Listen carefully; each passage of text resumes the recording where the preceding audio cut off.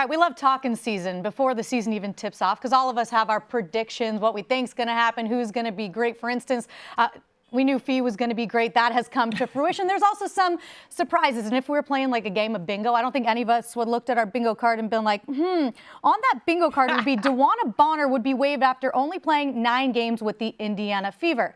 But here we are. Kind of a surprise. And the cliff notes for you, if you haven't been paying attention this week, she missed the Fever's last 5 games with quote-unquote personal reasons, and then it came out that she really didn't want to return, so the team explored some options and wound up waiving DeWanna Bonner, the 16-year veteran, yesterday. So her next destination, TBD, kind of, we'll get to that in a second. So let's dive deeper into DB and the situation right now. Ari, I want to know from you where you were when you found this out and what your initial reaction was. I was in the car and got the notification, but you know, my initial reaction was I kind of felt it coming. Whenever you have somebody who has her championship pedigree that was added to the team for the championship pedigree, underutilized in the way she was, I just think it wasn't the right fit. And she knows that she doesn't have a lot of basketball ahead of her. A lot of basketball is behind her. And if I'm DeWanna, I want to go out strong. I want to go out swinging, letting people know that I'm still on top. I'm still at the top of my game. Now, mind you, she's not washed up by any means. She has so much basketball left in her. So why not go to a program that will allow her to showcase that? What did you think when you first heard this news, Rebecca? I was most surprised with the fact that she was waived and that there wasn't a trade involved, right. that Indiana didn't get something in return. Of course, her DeWanna's salary was a big part of that. And then you look at the Indiana Fever, and what's interesting sort of about the move is they were built in their roster to be able to absorb this. They have a lot of front court players. In DeWanna Bonner's absence, Sophie Cunningham had stepped up, had been playing well. Brianna Turner had been getting some more minutes as well. This also opened up cap space, and what did we see yesterday? They signed Ari McDonald. And this is a player who played 3 games for them during an injury exemption, and she was outstanding. 11 points a game in that stretch. She was efficient from the floor.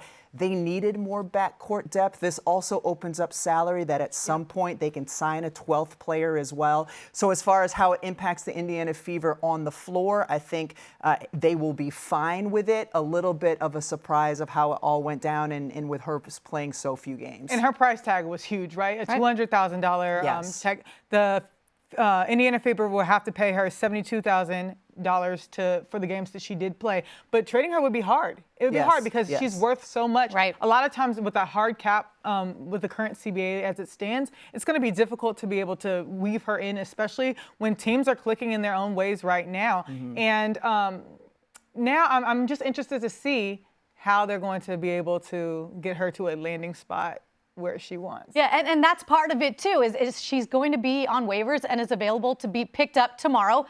Now, what ends up happening? Is she going to go to a preferred destination? What are you hearing right now in terms of what's next for DB?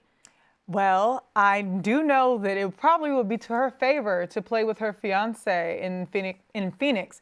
Now, Phoenix just made a major move, right, Rebecca? Yeah, they waived Megan McConnell. So their roster was at 12. Right. They waived Megan. They're down to 11. So at least they do have a roster spot if they want to pick someone up. And so that opens up room for a little bit more cash in her pocket as well. And so just knowing that Phoenix, though, I'm looking at them. They seem like a little bit more well-oiled machine now that everybody's coming back healthy. They have a good rhythm and swing of things. So adding DeWanna to that mix, I'm not quite so sure how she will fit in, if it's going to fulfill her, what I believe her desire to show out and show her ability. I don't know what the room is looking like for that. And then keep in mind that DeWanna Bonner is a free agent, and she can sign for whatever amount that she wants to sign for. Right. So all a team would need is just over $50,000 in cap room if she was willing to sign at a veteran minimum. She's already made the 70 plus. She's already made the 70 plus that she's gotten from Indiana, but prorated.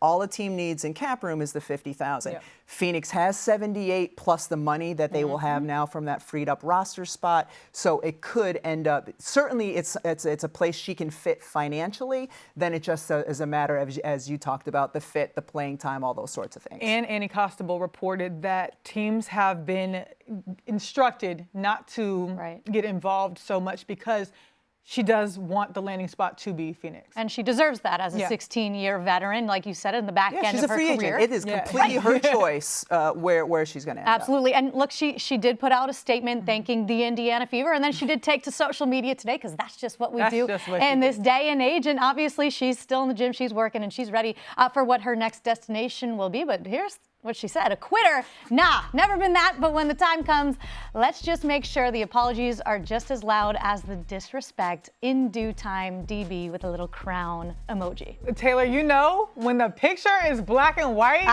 she means business. It's like the Michael Jordan meme, and I took that personally. DeWanna Bonner took that personally. Whenever you turn something black and white, let me let you know it's serious business. See, I didn't know that. I'll keep that in mind in the future I'm here for your posts. social media. Social media. Pretty soon, we're going to see Rebeca's post in black and white. We're going to wonder what's going on. What is next for the Fever, though, post DeWanna Bonner, Rebeca? Big picture. Well, number one, we find out today that Caitlin Clark is not playing in their game tonight. They're also supposed to play a back-to-back, second half of a back-to-back tomorrow, because she's dealing with a groin injury. So that's number one. They're in the middle of a very tough 3-game and 4-day stretch. They were at Seattle, suffered the loss out there, or got the win out there, and then they've got Dallas. The home game tonight, and then at Dallas. So that's the big question for Indiana. You know, it's huge that they were able to sign Ari McDonald. Aaliyah Boston has been playing extraordinarily well. Keep in mind, when she is on the floor, though, without Caitlin Clark, she gets like half as many field goal attempts.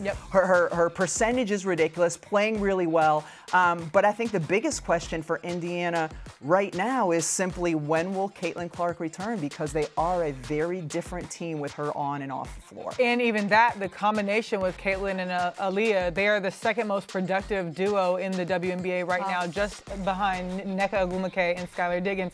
And they've assisted 40 times on each other. And so just knowing that productivity is coming to a pause, we saw what happened when Caitlin was injured beforehand, and that those losses that they accumulated then, this is not what you want if you're the Indiana Fever. Yeah, and they play completely differently. They use Aaliyah more kind of as a hub, you know, getting the ball at the free throw line area, passing out to other players. And it's fair to acknowledge, Caitlin Clark was in a slump like we have never seen throughout the course of her career in the last 3 games in terms of her productivity from three. 1 of 23 from the three-point line. So, you know, how does her injury impact that? She came back obviously great after she sat out those 5 games from her prior injury.